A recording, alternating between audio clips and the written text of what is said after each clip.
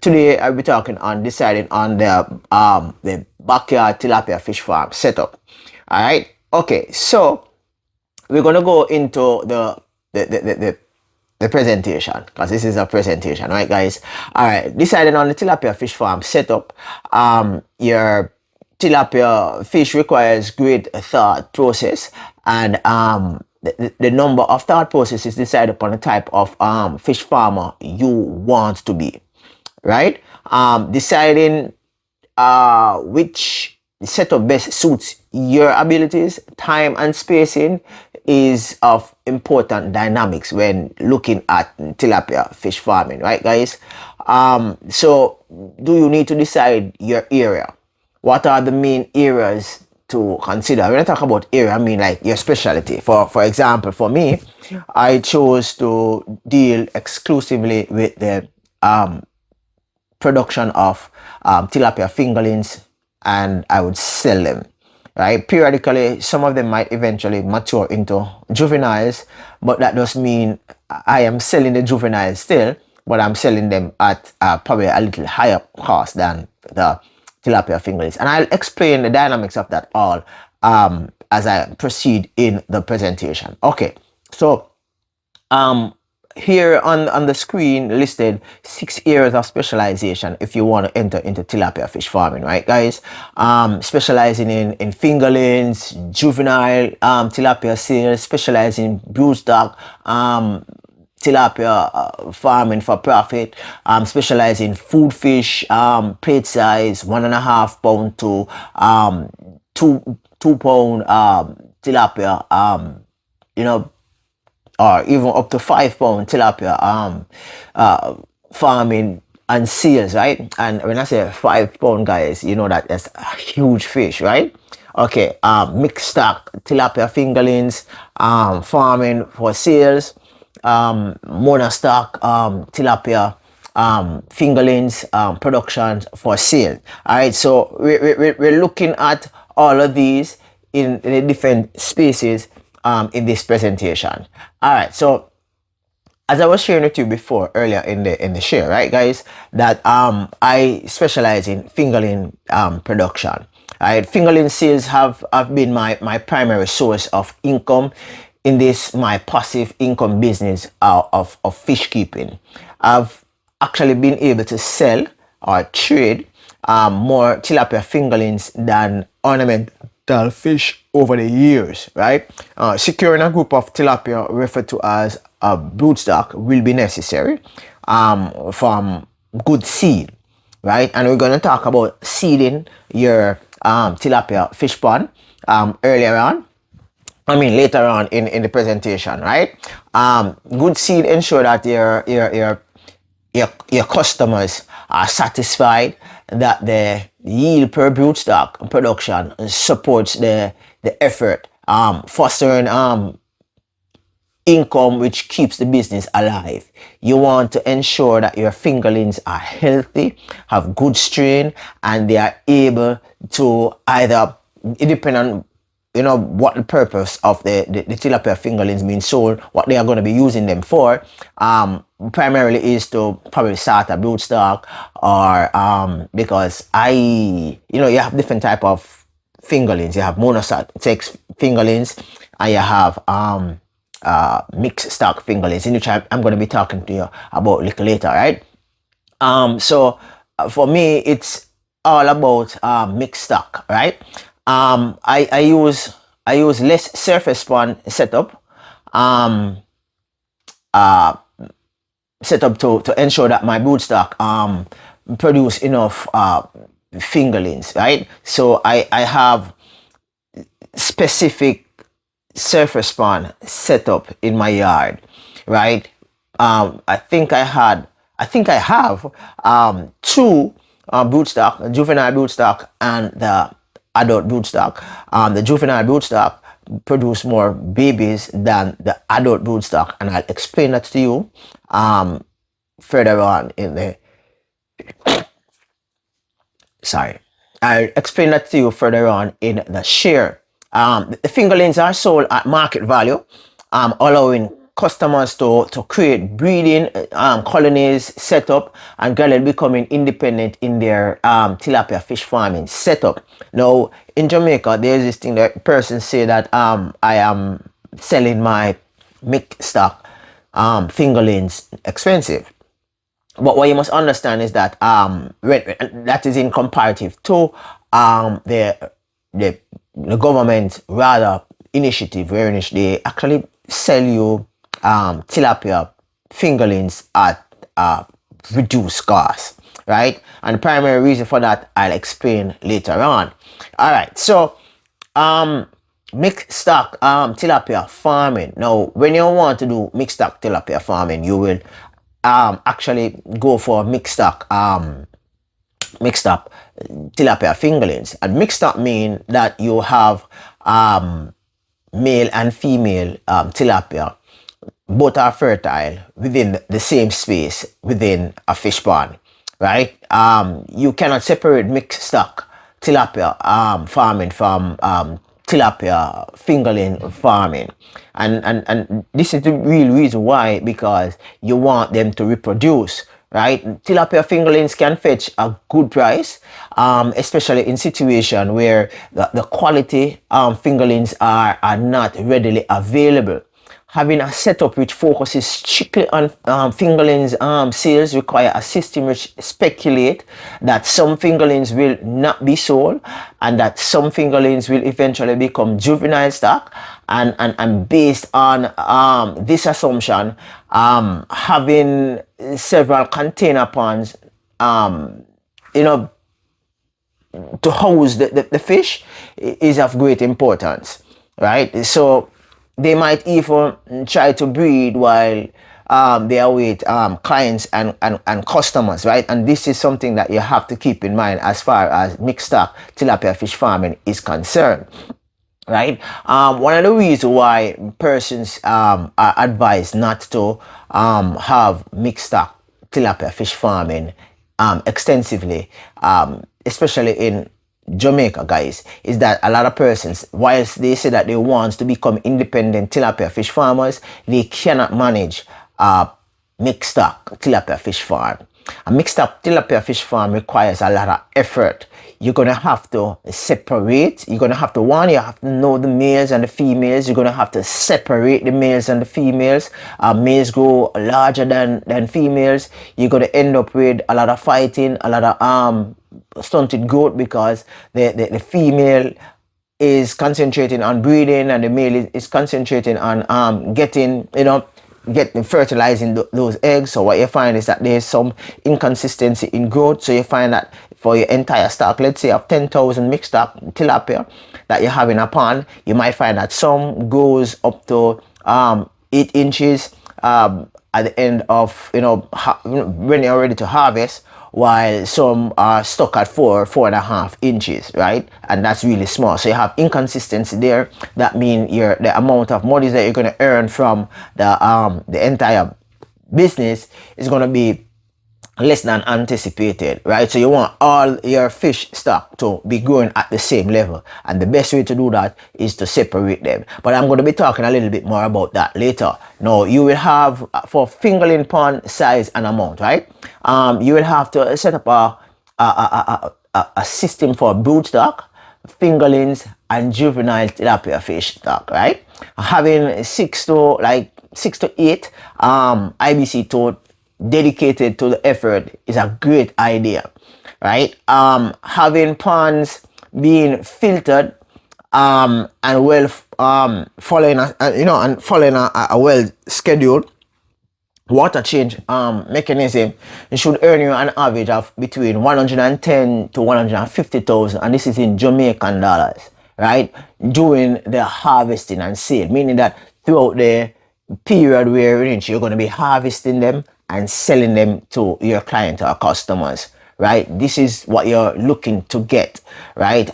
If you have, let's say, an average of 6 to 8 IBC tote, having fingerlings in them, having fingerlings as much as probably 500 fingerlings per IBC tote, and they are being sold you can earn up to between 100 to $150,000, and that's a good change.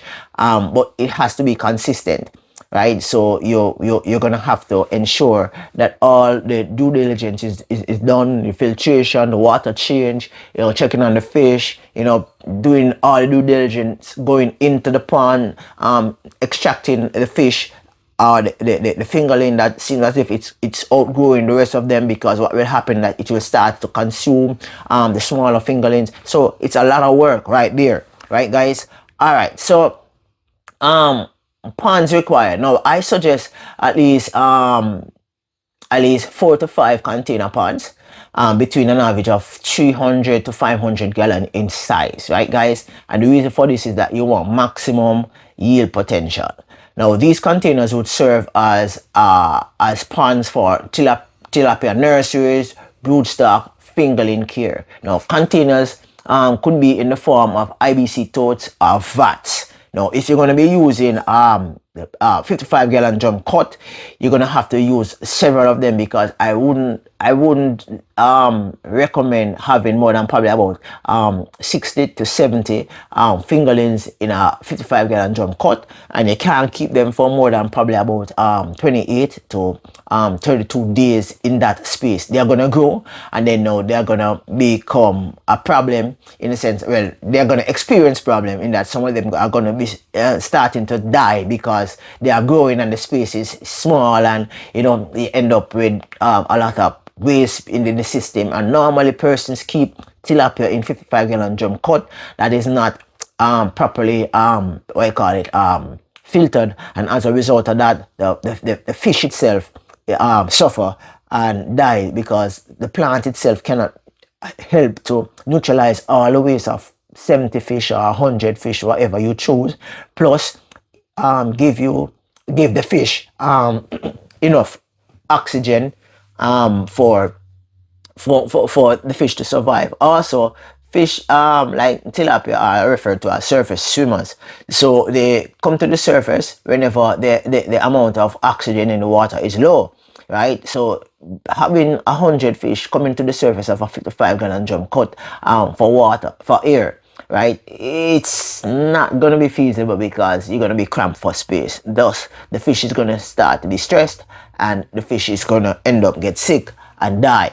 All right, so juvenile tilapia production. Let's go to juvenile tilapia production. Right now, juvenile tilapia produces tilapia fries at a higher turnover rate than adult tilapia. And when I say juvenile tilapia, I mean like fish that is roughly between 3.5 to 4 inches, right? Now, some scientists suggest that they even produce more eggs than the adults. I am yet to experience that. However, this might be true, considering that juvenile tilapia are usually poor parents. Most of the time they produce eggs, and they produce fries, and these eggs and the fries that are produced are either eaten by them, because they are first time parents, or they are consumed by the other tank mates that exist within the space, because usually persons hardly have juvenile broodstock. Persons normally have juvenile fish all within one space, and it's a lot of them. And having fries in that space, it's like sushi for the fish, in the sense that the fish is going to consume the babies, because a lot of babies and it's a lot of fish, right? So it's going to be a good feeding frenzy, right? Having a setup which produce and grow out tilapia juvenile for sale is a great idea. These tilapia can be used to reseed your broodstock fish pond. But first, that the juveniles would have to be referred to as mixed sex, right? You can't use monosex juveniles to start broodstock, right? Okay. The downside is that broodstock demand is never usually on a high demand, right? You never normally have a lot of persons wanting broodstock. This means the sale of these fish will be slow, right? Meaning that because a lot of persons are not like clamoring for startup tilapia, as you know, broodstock tilapia as startup. What you find is that while you might have like probably within a month period, you might have probably 3 or 4 sales persons asking for broodstock, and this is based on my experience, right?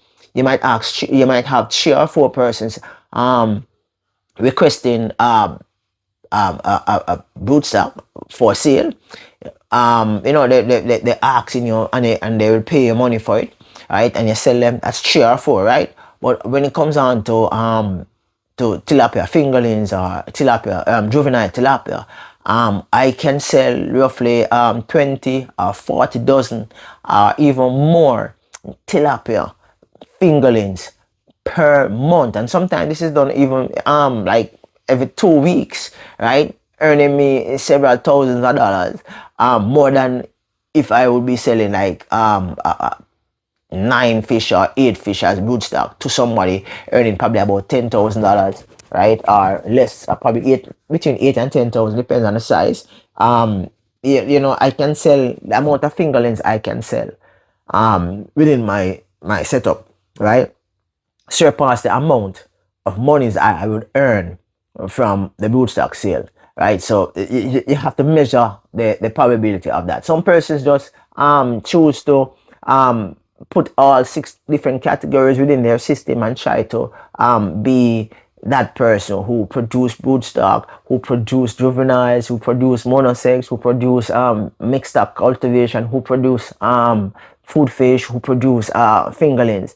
But for that to happen, guys, it's an extensive network, an extensive setup, and it requires a lot of funding, time, and assistance, right? So as a backyard tilapia fish farmer setup, this is just the advice as to, you know, you put in on the floor which area would you specialize in if you are doing your backyard tilapia fish farm. All right, you can't do all of them.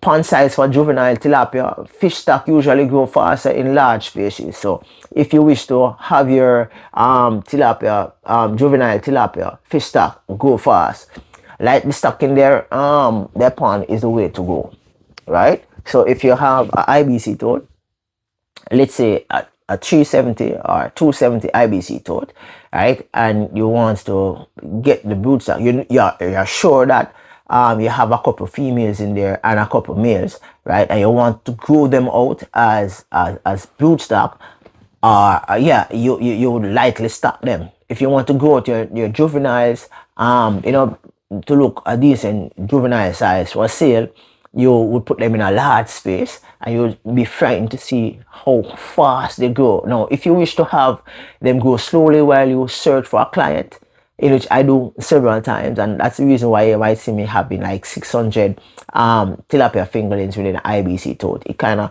decrease the rate of growth for a while. Me searching for clients or customers to purchase these fish from me, because I can't manage all of them, right? Having them in a densely stocked fish pond is the way to go, and I practice this strategy and it works, right? Pond size would more likely range from between 500 to, yeah, between 400 to 500 gallon, right? In container ponding, right? Totes and vats can be used. When I say 500 to 500, I mean 500 gallons containers, like IBC totes. I don't think they come in that size, but you can get vats and you can build a concrete fish pond or whatever. Just have that amount of size within the space. Having the space, I have wanting maximum profit, right? I would probably invest in a system with between 6 to 7 IBC totes, right? With the expectation to earn an average 80 to 100K per harvesting and sales. That means when you measure juvenile tilapia farming versus fingerling tilapia farming, you earn less from juvenile tilapia farming than you earn from fingerlings, because you have more turnover in fingerlings than you have in juveniles. Many persons either want the fingerlings, or they want the adult fish to purchase to start, right? So it's a little thing where you have to adjust yourself to decide, the consistency, which space would you be more consistent in. Would it be the juvenile, the mixed stock, and you have to decide. Now, broodstock tilapia farming. Now, I personally do not think that this type of tilapia farming hold much profit. But however, I have been able to sell over the past 4 years an average of about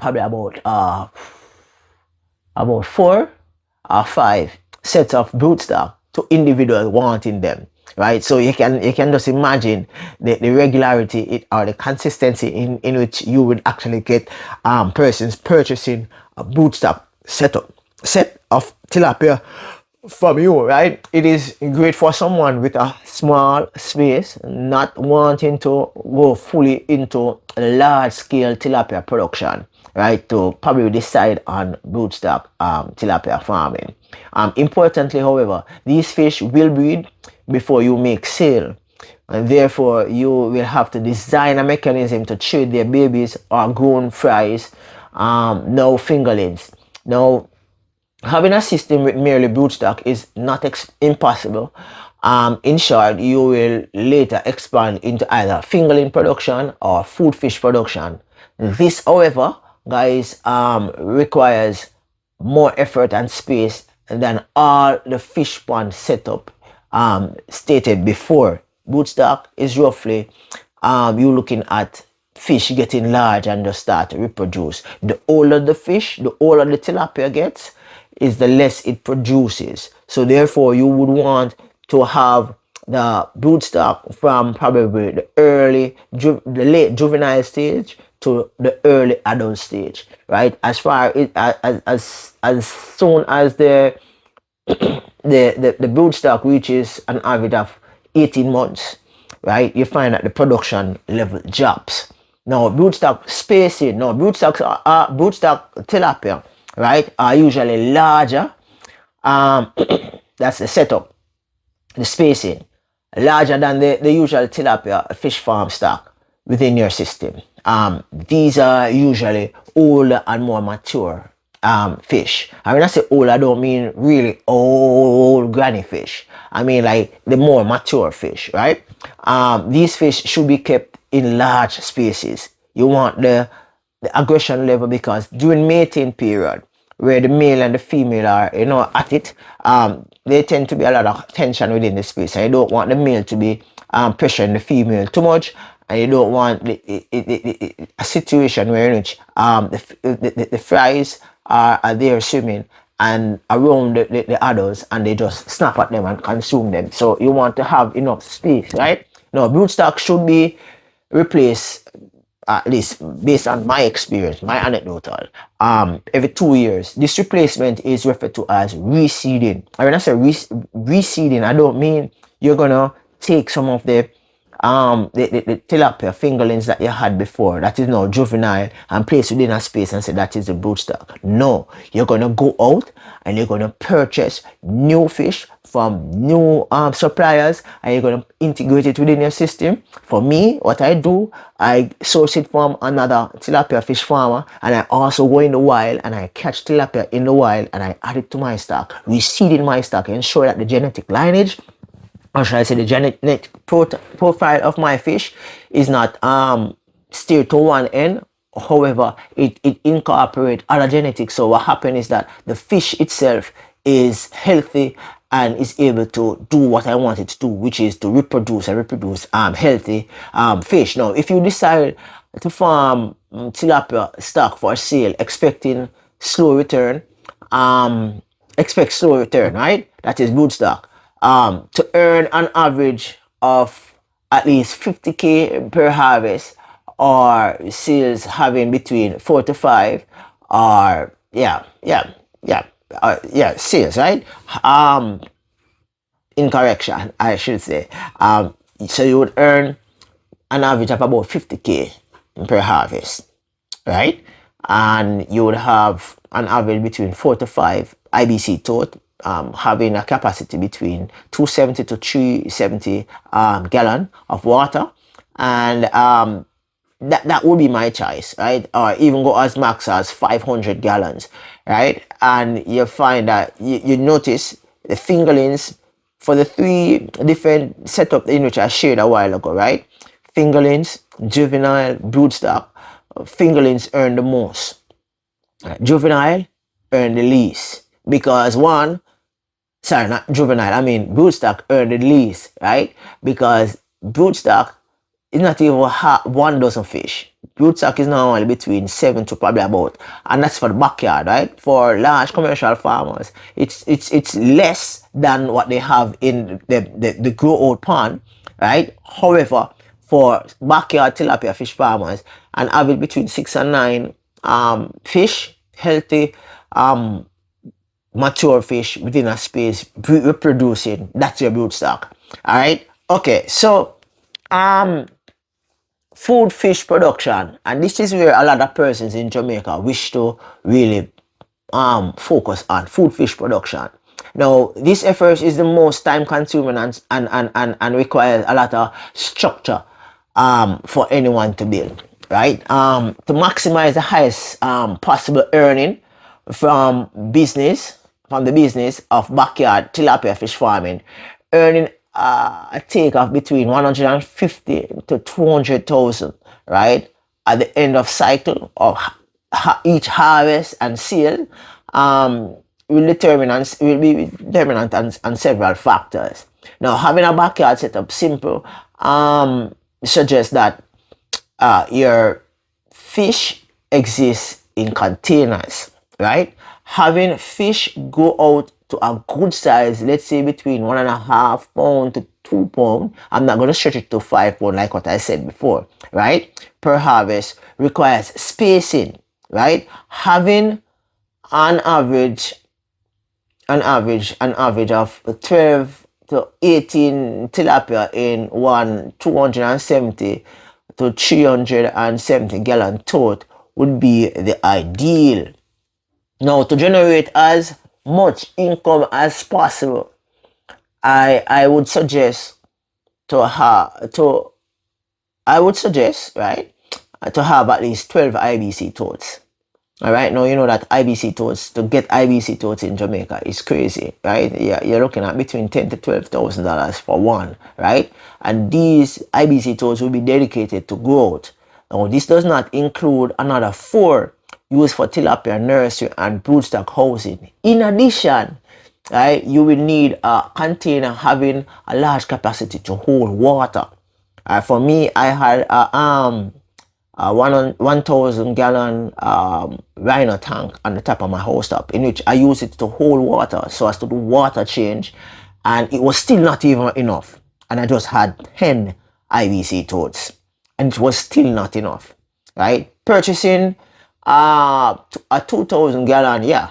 So if I was to do everything all over again, I would purchase probably a 2,000 gallon water tank for water storage. I think that would be ideal.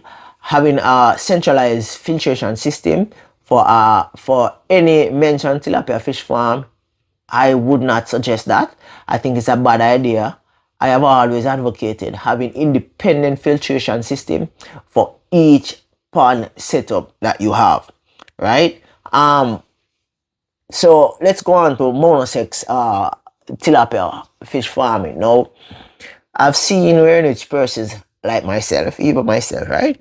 Well, at the initial onset, I had some reservation about having Monosex tilapia fingerlings, right? But upon really checking it and really assessing the situation, I realized that it is a good idea. But I've seen other persons now questioning whether or not, having Monosex tilapia, having the fish reversal strategy being applied to your tilapia fingerlings, well, I would say fries, is something that, holding back the industry. No, it's not. A matter of fact, and this is just reviewing my research, right? A matter of fact, sex reverse, it helps the small farmers because and this conversation that we are having now is like reversing my first, is like reversing my first discussional. So yeah, even myself have been pondering whether or not this whole thing about Monosex tilapia, if it's a good idea, right? But upon reviewing the dynamics of tilapia, breeding and all that, I realized that tilapia, if left unchecked, they will actually reproduce so rapidly, guys, that what you find is that the amount of babies that they will have, the space itself will be overpopulated, and your entire fish stock will be dead because of limited oxygen within the space. And when a set start to die, the decaying matter from that set will affect the rest, and you'll find that the entire system will be wiped out, right? And that's something that persons think about when considering which um type of tilapia fish farm you will actually be active in. Now not everyone have the capacity, or should I say land space, to hold thousands of gallons of water or have several containers stuck in their yard, right? Having a monosex fish setup might prove to be the better choice for you, right? This is where tilapia fries experience sex reversal. This is done with the mixing of this I can't pronounce the word, so it is normally referred to as MT, right? High MT testosterone, right? MT, right? With the feed of the tilapia for the fry, upon like the fry is released today by the mother, they are collected, and during the growth process, within 2 to 3 days, they are not neither male nor female, and feeding them the MT, what will happen is that it will encourage their body to be changed from female, if they are females, to male. Now usually between 70 to 75% of tilapia fries are normally females, right? However, this is based on the spacing in which they are from. That's what I discovered, right? In that the temperature, the pH, and the dynamics of the fish farm setup can determine the ratio of male to female a tilapia actually have. All right, so this is where the fries experience sex reversal, as I said before, and this serve as an advantage to the fish farmer, whereas the fish farmer now will have only males. One, the males go faster. Two, the males have more muscles. Three, and the males are normally bigger. Four, so therefore you have more poundage per fish, so therefore you end up with more sales, you end up with more profit, right? Now this changes the dynamics as to the sales and the prospect of your fish farm actually going to the new heights. However, if you have the mechanism to sex reverse your own fish stock, that would be even awesome, right? Okay, advantages, I shared all this with you before. Accelerated growth, prevention of overpopulation, unified market size. These are just some of the advantages of having your tilapia stock fries monosex within the space, right? Some persons might be so anxious to see the fish reproduce and see all the dynamics of the fish farm play out in front of them, that they skip the reality that this is something that that do occur. All right, so you also have high efficiency, high efficacy, safety, and metabolism. Okay, so let me delve a little bit more in these three. Now, MT treatment is widely considered the most simple, reliable, and least expensive method of sex reversal compared to alternatives like manual selection and hybrid, right? So manual selection is a process by which you would go in the pond and you will separate the males from the females, having them in different spaces. You have to be exact, you have to be careful, you have to ensure that you have the males identified right and the females identified right. A hybridization is the process by which you're actually creating hybrid fish that is you're creating hybrid fish, right? Okay, all right. So the effective efficacy when administered correctly in feed through immersion, MT can achieve masculination ranging from 95% to all right, so effective efficacy may suggest that when administered carefully, that is the sex reversal hormone, right? MT, in the feed, you'll get between 95 to 100%. So you might still purchase tilapia fingerlings, that is referred to as monosex tilapia fingerlings, but you might find one or two females in it. Now that is a long stretch, but it do happen. And what you find is that the males that are hounding that female might end up hounding her to death. Now, safety and metabolism. Now, research indicate that MT is rapidly metabolized and excreted by the fish. Right? When